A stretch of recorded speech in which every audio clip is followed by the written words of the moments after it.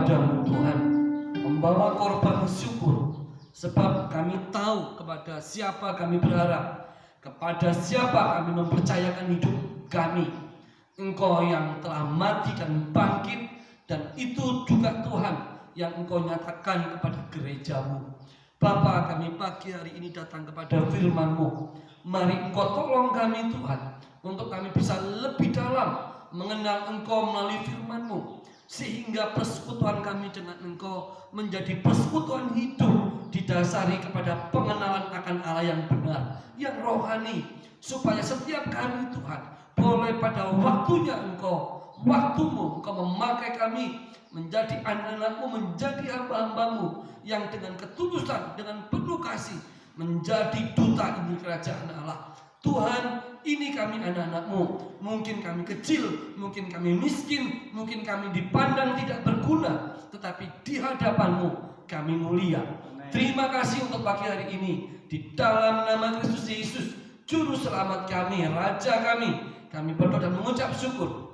Haleluya. Amin. Silakan duduk, Bapak Ibu Saudara yang terkasih.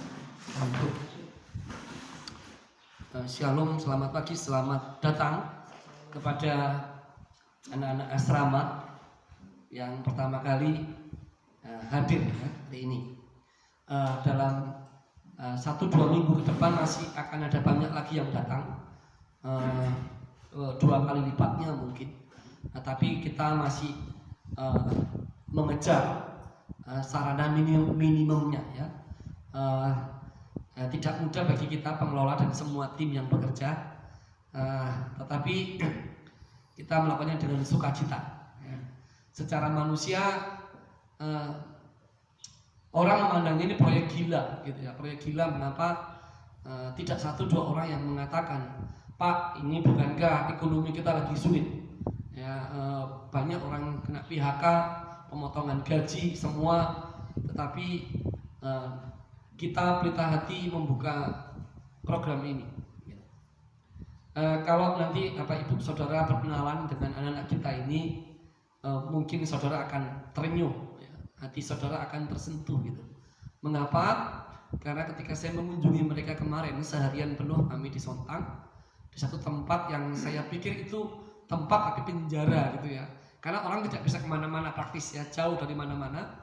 Dan itu kota kecamatan baru sebetulnya, ya tidak terlalu baru sih, tapi cukup baru sebetulnya di daerah Kabupaten Rohul. Nah, saya melihat mereka hanya hidup, kenapa saya katakan seperti di penjara, karena mereka seperti hidup di dalam PT saja. Ya, saya tanya pernah ke luar kota, ada yang baru sekali, ada yang belum pernah, ya hanya di Sontang gitu.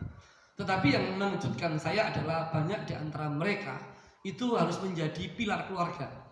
Ya, mencari uang, bekerja, yang dimana usia mereka itu adalah usia sekolah, yang harusnya betul-betul menikmati pendidikan dengan baik.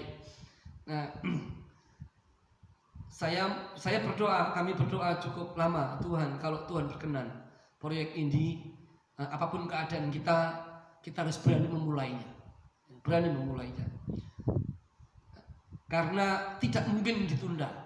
Kalau kita tunda akan semakin banyak korban anak-anak yang tidak bisa melanjutkan ke jenjang pendidikan yang lebih baik. Dan terlebih lagi yang paling utama, kita tidak bisa menyiapkan generasi muda untuk mengasihi Tuhan. Kami di Malang, Jawa Timur itu membuka pelatihan, dan kami menerima anak-anak yang lulus SMA. Tetapi saya melihat ini sudah agak terlambat. Mengapa? Karena yang mereka lulus SMA ini sudah bersentuhan dengan begitu banyak kenakalan remaja, seperti narkoba, rokok, minuman keras, preman jalanan, perkelahian, banyak sekali gitu. Jadi ketika kita menyampaikan firman Tuhan, itu seperti di dasar tanah yang penuh kerikil dan batu gitu. Ya, kami harus bertekuk lutut untuk meminta kuasa Tuhan benar gitu. Ya, tidak bisa seperti seorang ayah dengan anaknya gitu. Nah, sementara kalau di tempat ini kami puji Tuhan, kemarin kami begitu akrab dengan anak-anak. Di mobil kita ketawa, bicara-bicara cerita bagaimana keluargamu, apa kegiatanmu, berapa lama sudah nggak sekolah dan seterusnya. Nah, saya justru dengan proyek ini program ini saya bersyukur kepada Tuhan. Kita percaya bisa melakukan dan mempersiapkan anak-anak muda yang mengasihi Tuhan, tapi juga secara akademis dan kemampuan akan jauh lebih baik daripada kita yang sebelumnya. Itu selamat datang untuk David Bulele ya, untuk Rudin Bulele, untuk Mita Lauli, bukan anaknya Pak Menkumham ya, satu marga saja ya. Terus ini untuk angkat tanganmu, siapa? Patar Giawa ya, Patar Giawa, David Bulele, Rudin Bulele, Mita Lauli, dan Ferdianto Lase ya. Masih banyak lagi yang minggu ini akan dari Karo datang ya, dari Karo datang. Ini dari Nias, dari Karo. Minggu berikutnya dari Batak datang ke Toba gitu. Jadi banyak ini kursinya kurang saya lihat nanti. Nah jadi itu sampai tadi malam saya masih menerima WhatsApp dari beberapa rekan di pedalaman ya.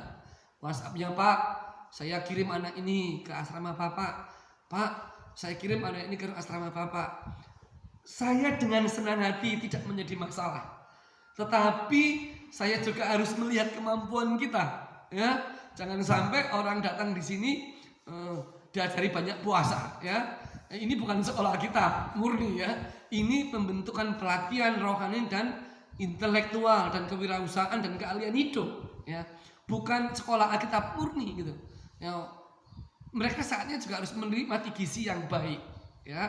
Jangan sampai semangatnya besar terus nggak makan 3 hari seminggu gitu, kasihan ya, nanti jadi tulang belulang gitu. Nah, jadi saya harus tahan diri, semangatnya sangat besar, tetapi penguasaan dirinya juga harus kuat gitu. Jadi saya bilang kita kirim dulu datanya, kita akan pelajari, kita akan berdoa dulu, kita akan jawab dalam minggu ini, karena juga kami juga harus menghitung ya kemampuan. Kalau Pak Marco dan rekan-rekan pasti semangat ya, Pak Adi, ya Pak Rudi semangat gitu ya, iya semangat, tapi semangat tidak cukup ya, tidak cukup, harus kita hitung gitu. Jadi itu Bapak Ibu, selamat datang juga kepada Pak Hotri Situmorang ya. Saya dengar nama Pak Hotri 4 hari lalu, tapi ceritanya sudah lama dengar, tapi baru dengar namanya hari ini karena hanya disebut adik dari Pak Adi gitu. Selamat datang. Nah kebetulan Pak Hotri dari STT Lintas Budaya Batam saya banyak kenal, dan saya cukup lama mendampingi anak-anak Lintas Budaya Batam praktek pelayanan ya, cukup lama dan hubungannya sangat baik, dan saya bersyukur STT ini dipakai Tuhan. Anak-anak yang keluar dari sana secara karakter saya lihat terbentuk dengan baik. Saya lihat kenapa saya katakan demikian, karena berapa lulusannya itu saya dampingi dan bagus sekali semangatnya dan keberanian untuk bergantung dengan Tuhan, hidup tanpa uang, teruji gitu. Nah, jadi saya bersyukur sekali. Selamat datang Pak Hotri. Waktu disebut nama Pak Hotri ini saya sudah dalam benak saya mikir, Tuhan ini ada wilayah lagi yang di dalam yang bisa dibuka lembaga sekolah gitu kan, karena anak Lintas Budaya itu paling cocok dibuka tempat karena saya dampingi gitu kan. Jadi saya tahu wah ini bisa buka sekolah TK SD lagi nih gitu kan. Nah, tapi nggak bisa sekarang ya, terlambat paling tidak setahun gitu, minimal paling cepat setahun ke depan gitu. Jadi itu jadi selamat datang kepada saudara semua. Saya berharap kita saudara tanamkan ini bahwa kita semua satu keluarga ya. Saya tidak memandang saudara suku Nias, Batak, Jawa, Tionghoa, saya tidak pandang itu di sini. Saya pandang saudara adalah saudara-saudara yang diperkenan Tuhan bersama dengan kita untuk menjadi satu keluarga Allah, untuk saling membangun, saling mendorong, dan saling mendampingi, dan untuk supaya saudara menemukan panggilan hidup saudara melalui tempat ini ya. Selamat datang. Mari bersama-sama Bapak Ibu yang terkasih, kita belajar firman Tuhan bersama-sama dari Matius pasal 20. Matius pasal 20 ayat 1 sampai 16.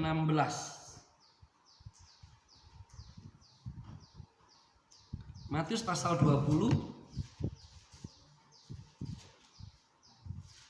Sudah ketemu?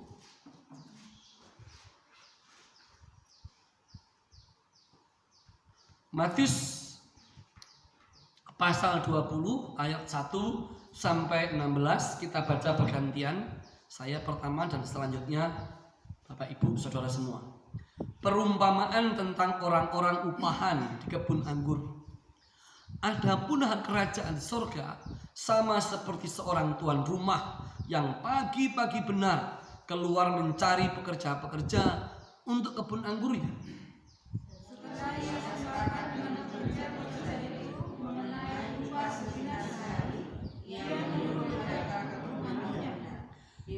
Kira-kira pukul 9 pagi ia keluar pula, dan dilihatnya ada lagi orang-orang lain menganggur di pasar. Katanya kepada mereka, "Pergilah kamu ke kebun anggurku, dan apa yang pantas aku berikan kepadamu." Dan mereka pun pergi. Kira-kira pukul 12 dan pukul 3 petang ia keluar pula dan melakukan sama seperti tadi.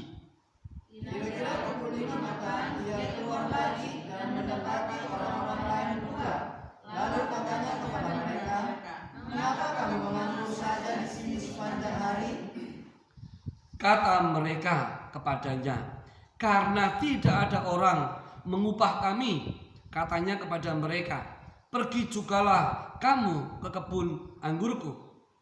Ketika hari malam, tuan itu berkata kepada mantunya, "Panggillah pekerja-pekerja itu dan bayarkan makanan mereka, mulai dari mereka yang masuk yang terakhir hingga mereka yang masuk terdahulu." Maka datanglah mereka yang mulai bekerja kira-kira pukul 5 dan mereka menerima masing-masing 1 dinar. Kemudian datanglah mereka yang masuk terdahulu, sangkanya akan dapat lebih banyak, tetapi mereka pun menerima masing-masing 1 dinar juga. Ketika mereka menerimanya, mereka bersungut-sungut kepada tuan itu. Katanya, "Mereka yang masuk terakhir ini hanya bekerja 1 jam, dan engkau menyamakan mereka dengan kami yang seharusnya untuk bekerja berat dan menanggung pada terik matahari." Tetapi tuan itu menjawab seorang dari mereka, "Saudara, aku tidak berlaku tidak adil terhadap engkau. Bukankah kita telah sepakat sedinar sehari? Ambillah bagianmu dan pergilah.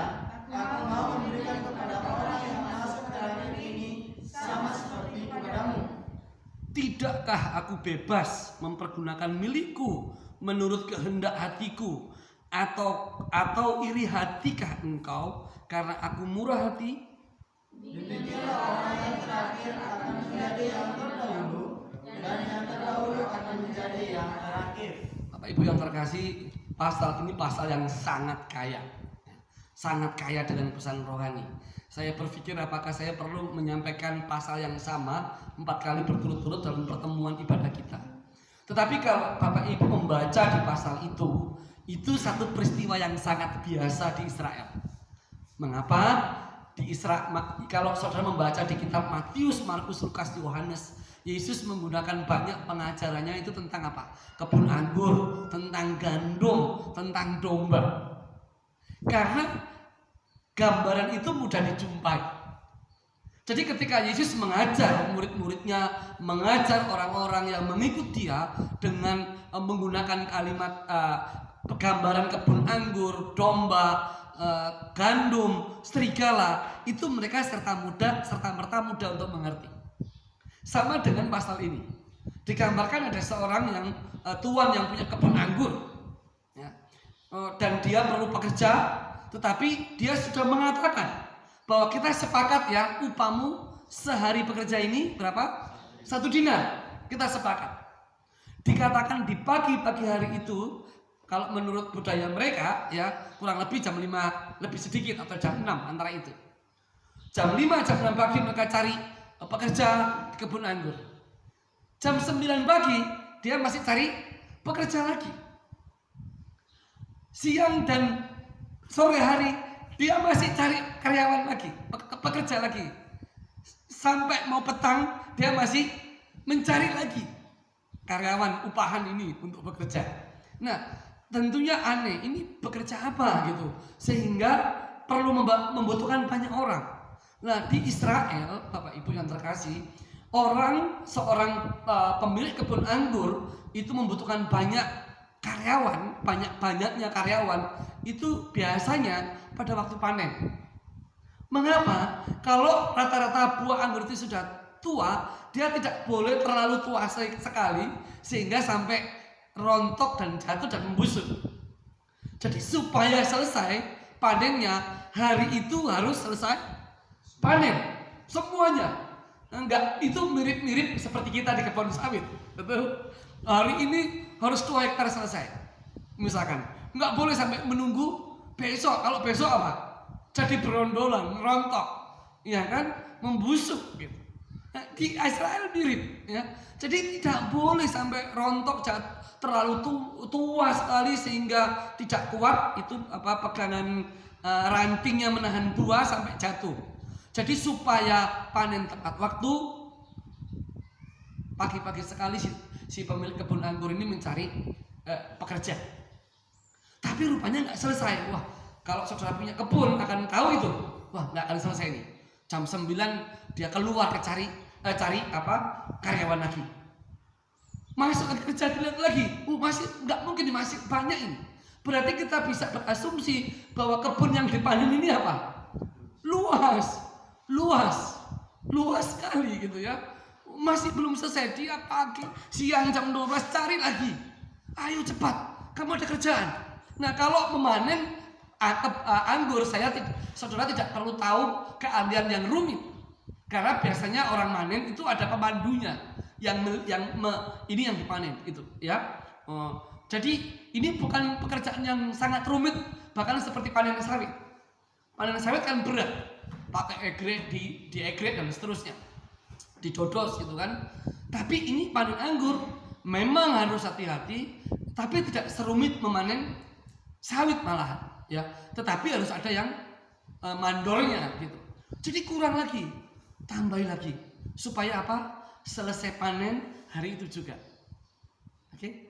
Nah, kalau saudara ini anak-anak kita ini biasa panen ya, panen sawit yang duduk yang baru datang ini.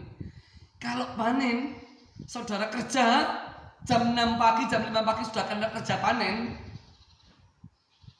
diupah per hari 100.000, selesai jam 4 sore, jam 3 sore, terus nanti ada orang lain lagi panen jam 12 siang, sama sampai jam 4 sore, sama digaji 100.000.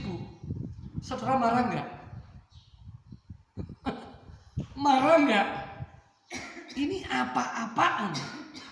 Aku kerja lebih apa? Lebih banyak waktunya, lebih panjang waktuku, tapi digaji sama dengan yang baru mah. Tuanku tidak adil. Tuanku tidak adil. Di mana keadilan itu? Itu gambarannya. Nah, tapi mari kita melihat begini, Bapak Ibu yang terkasih di dalam Tuhan. Tuan kebun anggur ini sudah jelas mengatakan, siapapun yang bekerja hari itu untuk panen, mau awal mau lebih awal, jelas sepakatnya 1 dinar sehari. Jelas, tidak ada nanti kamu yang lebih awal 10 dinar, nanti yang paling terakhir 1 dinar. Enggak, upah kerja hari itu 1 dinar. Artinya kalau kamu yang paling pagi memanen anggur dan tidak mau dengan upah itu, kamu bisa menolak. Bisa menolak. Enak kali pun, orang Batak bilang begitu kan kalau di sini. Enak kali pun aku kerja 7 jam 1 dinar, dia kerja 1 jam 1 dinar. Nggak perlu. Ya sudah, nggak apa-apa. Toh sudah ada kesepakatan. Tapi orang-orang ini mau, ya, sekalipun masuk pagi hari upahnya sama. Tetapi mereka merasa diperlakukan tidak adil. Yang kedua, kita melihat apa? Ketika malam itu masa pengupahan tiba. Jadi biasanya itu Bapak Ibu yang terkasih, kalau orang habis panen malam itu kalau di sini habis ditimbang ya, habis ditimbang dapat upah kan? Dapat upah. Nah, orang yang berpikir, orang yang terdahulu bekerja dipanggil belakangan. Yang kemudian yang kerja 1, 2, 3 jam ini dipanggil duluan untuk menerima upah. Begitu yang baru bekerja dipanggil menerima upah mendapat 1 dinar, wah dia santai saja. Karena kan dia baru masuk. Nanti aku yang paling awal bekerja pasti upahnya beda. Tapi begitu dia menerima upah, dia terkejut karena upahnya sama dengan yang terakhir masuk bekerja. Makanya dia marah. Dia merasa pemilik kebun tidak adil. Itu pandangannya dia. Nah, tadi saya katakan mari kita melihat begini.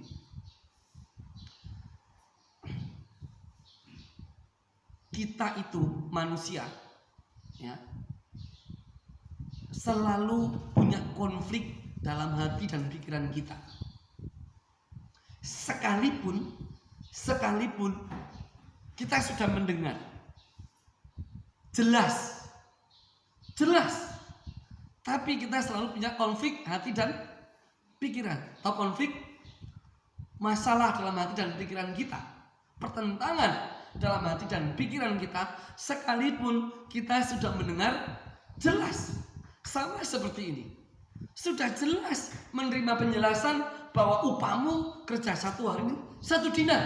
Mau masuk 8 jam, 7 jam, 2 jam, 1 jam, upahnya sama 1 dinar. Jelas.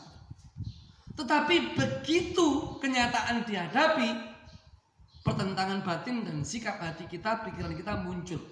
Mengapa begini? Mengapa begitu?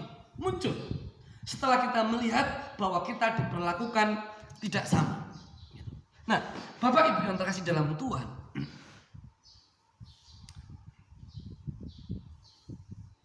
ketika orang menghadapi masalah yang disebut uang atau upah, di situ konflik mulai muncul.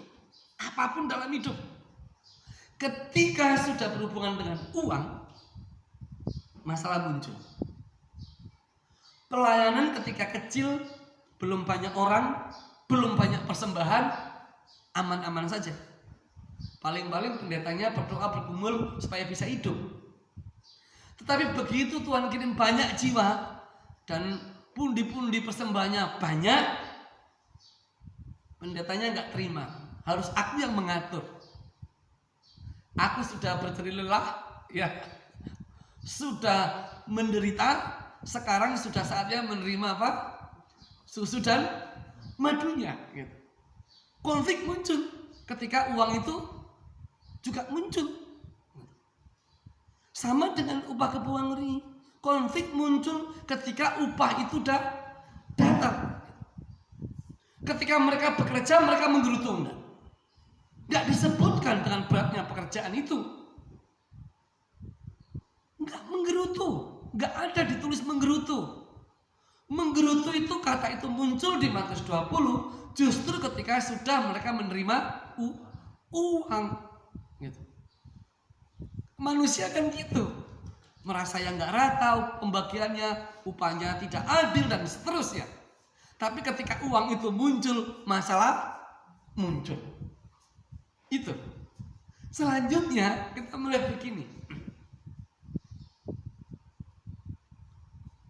Kalau masalah muncul setelah uang muncul, padahal waktu bekerja seharian panas-panas itu tidak menggerutu, ya, saya taruh panas, nggak menggerutu kan, mendodos, mengegrek, nggak menggerutu. Mereka yang memetik anggur di panas-panas terik matahari juga nggak menggerutu. Menggerutunya setelah terima uang, gitu, setelah terima upah. Gitu. Sama dengan manusia di banyak tempat, di banyak pelayanan atau di banyak perusahaan, pekerjaan apapun. Intinya dalam hidup itu masalah dan konflik timbul ketika sudah berhubungan dengan uang itu muncul. Nah, Bapak Ibu, orang mulai menggerutu. Kata menggerutu itu apa? Sudah tahu kata menggerutu? Tidak puas, bersungut-sungut, itu menggerutu. Tidak puas dengan bersungut-sungut, itu menggerutu. Mari kita lihat di Keluaran 15 ayat 24. Kitab Keluaran pasal 15 ayat 24. Ini kita ketemukan kata menggerutu atau bersungut-sungut, tidak puas ya. Menggerutu itu adalah kata yang berarti bersungut-sungut yang dengan tidak puas, itu menggerutu.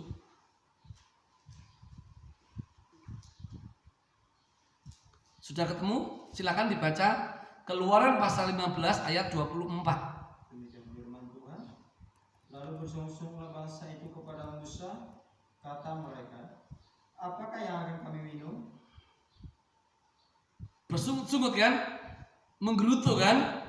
Tidak puas kan? Nah, lagi Keluaran 16 ayat 2 dan 7. Oh, itu banyak kata bersungut-sungut ya, menggerutu ya, tidak puas. Di padang gurun itu bersungut-sungutlah segenap jemaat Israel kepada Musa dan Harun. Ayat 7. Dan besok pagi kamu melihat kemuliaan Tuhan karena ia telah mendengar sungut-sungutmu kepadanya. Sebab apalah kami ini, maka kamu bersungut-sungut kepada kami. Jadi kalau saya tunjukkan kepada Bapak Ibu dan saudara semua, kata bersungut-sungut, kata menggerutu, kata tidak puas itu paling kuat, muncul berulang-ulang itu di kitab Keluaran, Ulangan dan Bilangan. Dan kata menggerutu, kata tidak puas, kata bersungut-sungut itu justru terjadi kuat di tengah-tengah bangsa adalah bangsa yang dipilih Tuhan.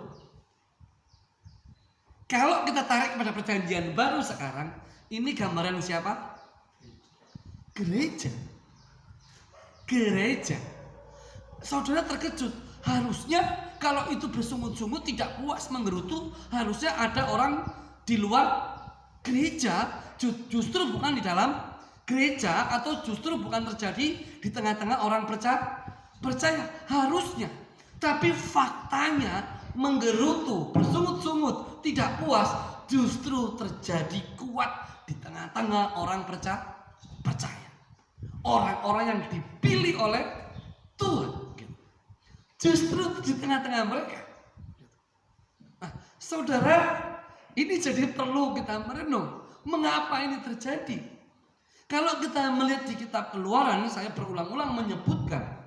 Dikatakan bahkan tali kasutnya pun selama bangsa Israel 40 tahun di padang gurun, tali kasutnya pun tidak sobek, tidak rusak.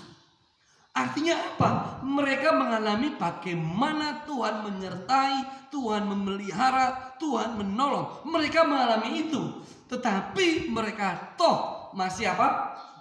Bersungut-sungut. Tidak puas. Menggerutu. Ya? Menggerutu itu bersungut-sungut dengan rasa yang tidak puas. Nah, bersungut-sungut dengan rasa yang tidak puas ini bermakna apa? Apakah dia tidak menerima? Tidak, mereka menerima. Apakah mereka tidak mengalami kuasa Tuhan? Mereka mengalami kuasa Tuhan. Betul, mereka dilepaskan dari cengkraman Raja Firaun. Gitu. Apakah mereka tidak dipelihara Tuhan? Mereka dipelihara Tuhan. Mana diberikan, burung puyuh daging diberikan, air diberikan, di tengah padang gurun, di mana semuanya itu mustahil. Tapi Allah memberikan dan menyediakan. Tapi mereka apa? Tidak puas, bersungut-sungut. Jadi bukan mereka tidak dipelihara Tuhan, bukan mereka tidak mengalami kuasa Tuhan, tapi merasa tidak puas, tidak cukup. Dalam bahasa Inggris, not contentment, ya, tidak merasa cukup.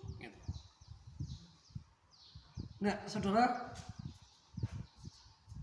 masih ingat kata cukuplah dengan dirimu dengan apa yang ada? Cukuplah dirimu dengan apa yang ada? Cukup. Mengapa? Karena supaya tidak muncul rasa tidak puas dan berakhir dengan bersungut-sungut, dengan menggerutu. Dan dikatakan dari ayat tadi, dan Allah mendengar sungut-sungut mereka. Gitu. Mari kita lihat kitab Bilangan pasal 14 ayat 27. Silakan. Kitab Bilangan pasal 14 ayat 27. Demikian firman Tuhan. Berapa lama lagi umat yang jahat ini akan bersungut-sungut kepadaku? Segala sesuatu yang disungut-sungutkan orang Israel kepadaku telah aku dengar. Telah kudengar. Dan dikatakan engkau bersungut-sungut, engkau umatku, tapi dikatakan juga engkau umat yang apa? Jahat. Yang jahat. Bayangkan apa orang kalau berpikir tidak berzina, tidak mencuri, tidak berdusta, itu mereka sudah tidak berbuat jahat, betul? Tetapi di dalam Alkitab saudara melihat orang yang tidak puas, orang yang menggerutu, orang yang bersungut-sungut itu di hadapan Tuhan dipandang sebagai umat yang jahat. Bapak Ibu, suami istri ini ya, jangan tidak puas dengan pasangan, karena kita menjadi umat yang apa? Yang jahat loh. Tapi kita ini terlalu mudah tidak puas kan? Orang melakukan kita sedikit apa kita tidak puas. Orang merasa tidak memperhatikan sedikit, nggak memperhatikan kita sedikit saja, kita merasa nggak puas. Kita nggak merasa bahwa rasa tidak puas, rasa bersungut-sungut, rasa menggerutu itu sebagai kejahatan. Kita tidak pernah berpikir itu. Tetapi Tuhan mengatakan, iya kamu umatku, iya. Tuhan tidak mengingkari itu, tapi kamu umat yang jahat. Jadi jangan berpikir kalau kamu tidak mencuri, tidak berzina, tidak berdusta, kamu sudah berbuat benar. Tidak hanya itu. Dengan sikap hatimu yang tidak puas itu, yang penuh sungut-sungut itu, yang menggerutu itu, yang merasa diperlakukan tidak sama seperti para pekerja kebun anggur itu disamakan sebagai umat yang jahat. Wow, saya mau bertanya Bapak Ibu yang terkasih, saudaraku, setiap hari ini kita pernah merasa tidak puas? Waduh, tapi kita nggak sadar bahwa kita sudah menjadi umat yang jahat. Nggak sadar kita. Kita nggak sadar. Coba kalau kita diomongin orang sedikit saja, tidak puas, betul nggak? Emangnya kamu siapa? Ngomongin aku, kamu nggak tahu siapa aku. Kita nggak puas, gitu. Dan kita tidak merasa bahwa ketidakpuasan itu adalah sama dengan kejahatan. Sama. Kita lihat di 1 Korintus 10 ayat 10.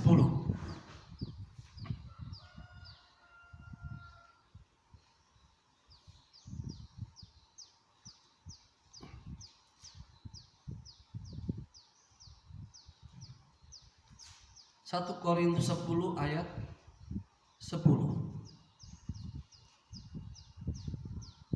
Sudah ketemu? Firman Tuhan. Iya.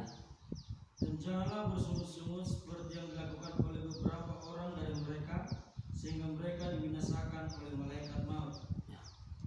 Mereka tidak saja dipandang sebagai umat yang jahat, tetapi sampai tahap terakhir dihakimi Allah dengan cara apa? Mereka apa? Binasa.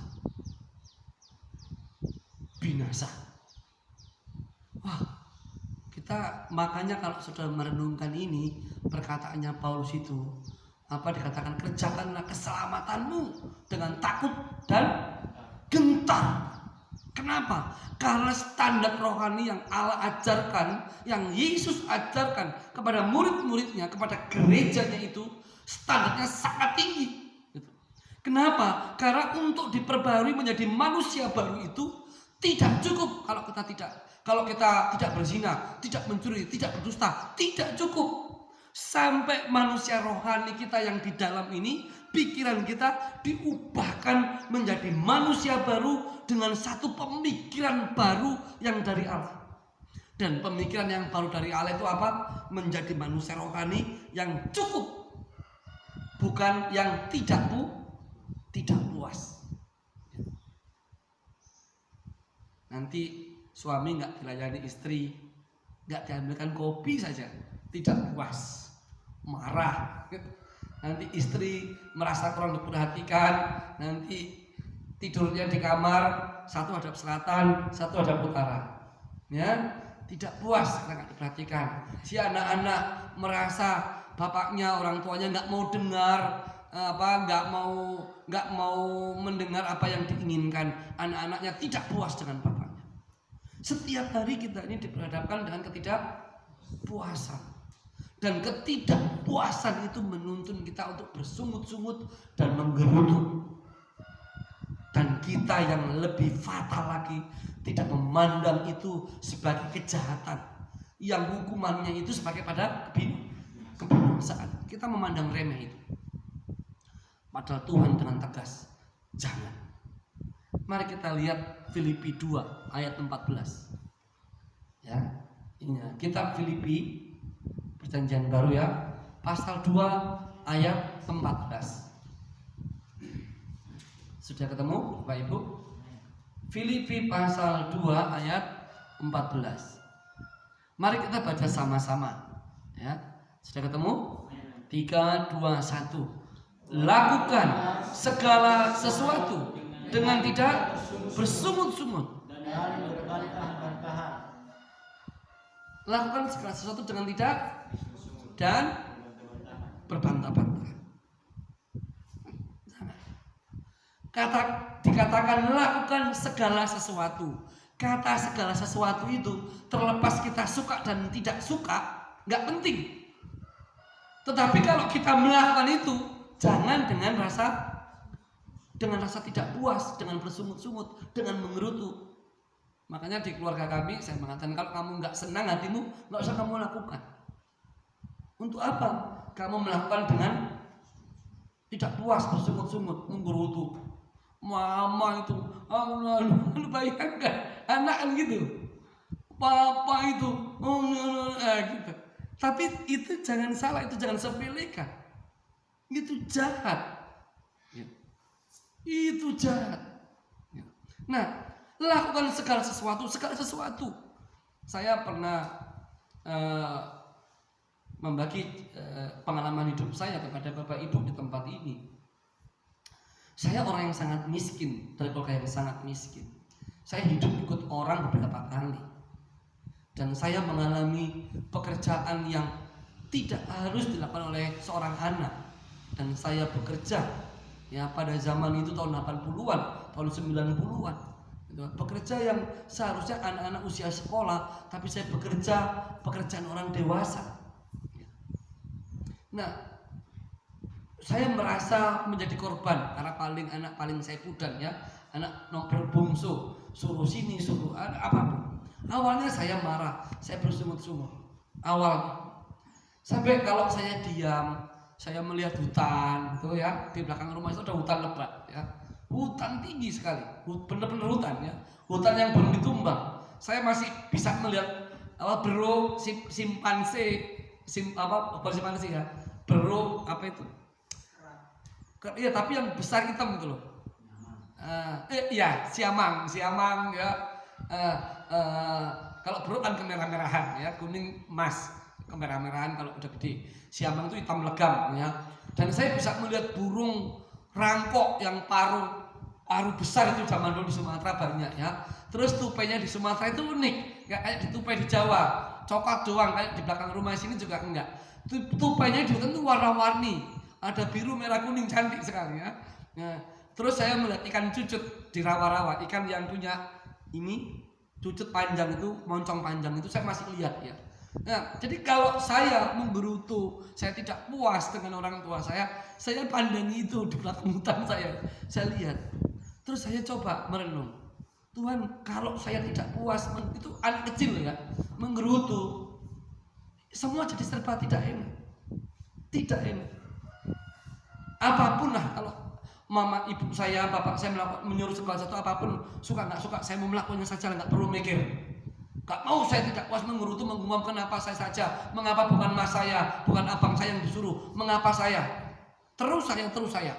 Oh, bayangkan saya bangun jam 4 pagi, bantu masak, jam 4:30, jam 5, 5:30 pagi, saya harus mandi, ngirim semua makanan itu ke kantin ibu saya. Saya cepat terburu-buru pulang seragam, saya lari ke sekolah. Jadi kalau saya ingat stasiunnya Pak Adi, sekolah itu lari ke sekolahnya itu saya ingat gitu. Saya ngalami, saya lari 7 kilo, ya memang nggak terlalu naik amat sih, tapi lumayan juga jaraknya jauh. Lari saya gitu. Sekolah, nggak pakai sepatu, karena zaman dulu itu sepatu mahal. Jadi orang Jawa bilang itu kalau sekolah nyeker, nggak pakai sepatu gitu. Sepatu bisa beli setahun sekali, itu sudah mukjizat gitu. Itu luar biasa. Kalau lihat teman pakai sepatu, waduh senangnya minta ampun. Dia yang pakai, ya kelas senang. Kapan saya gitu ya? Gitu. Nah, sampai satu kali saya bertemu dengan Tuhan Yesus. Saya diubahkan dan saya mulai melihat Tuhan rasa tidak puas dalam hidup kita ini tidak membuat kita bertumbuh secara rohani, menghalangi pertumbuhan rohani kita, membuat kita punya cara pandang yang salah tentang Allah kita. Sama dengan orang-orang upahan yang bekerja di kebun anggur itu, tidak puas. Seandainya saja dia mensyukuri 1 dinar itu, tidak menutup kemungkinan si pemilik kebun anggur tuannya itu akan memberi lebih malah. Amin. Kita enggak, kita tonjolkan ketidakpuasan. Saya tidak seperti itu, enak saja Anda menyuruh saya kerja di pagi hari, saya kena siang terik panas matahari, saya tahan lapar. Saya memetik anggur lebih banyak, tapi engkau Tuanku, engkau justru mengupah aku sama. Di mana keadilanmu? Engkau bukan Tuhan yang baik sama sekali. Tapi tuannya mengatakan, mengapa? Apakah engkau iri? Apakah engkau marah kalau aku bermurah hati kepada semua orang? Toh kita sudah sepakat bahwa kalau kami mengikut Tuhan, upahmu itu sama. Tetapi yang menghalangi kamu untuk bisa mengenal Allah itu karena kamu tidak puas di dalam hidupmu, lebih menguasai hidupmu daripada bersyukur. Makanya kalau Bapak Ibu lihat di kitab Mazmur, di kitab Perjanjian Baru, kata bersyukur itu berulang-ulang muncul. Jauh lebih banyak dari kata tidak puas dan bersungut-sungut. Mengapa kata bersyukur lebih banyak? Karena ini yang mau dipesankan. Kalau hidupmu dipenuhi dengan ucapan syukur kepada Allah, apapun keadaanmu, kamu akan mengalami Allah yang nyata dan pemeliharaannya yang tidak berkesudahan. Saudara, itu rahasia kebenaran rohani.